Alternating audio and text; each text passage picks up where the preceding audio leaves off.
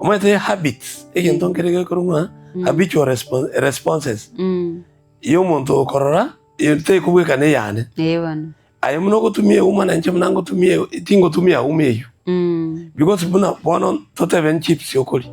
Ayo mbona noroche soko tocha. Nche ngo batisha. Nche ngo batisha paka nyibungeke chiko kialito ile. Egera bono manya kubeka mono. Chinga kichi nyinge go ikambeke munu bosa. Iko kwa nyibule. So it is better njenye sibyoko boko. Nkune ali manyega aro. Na nyibwatire bono go ikambeke mono. So the feeding habits nabo jire tofauti sana.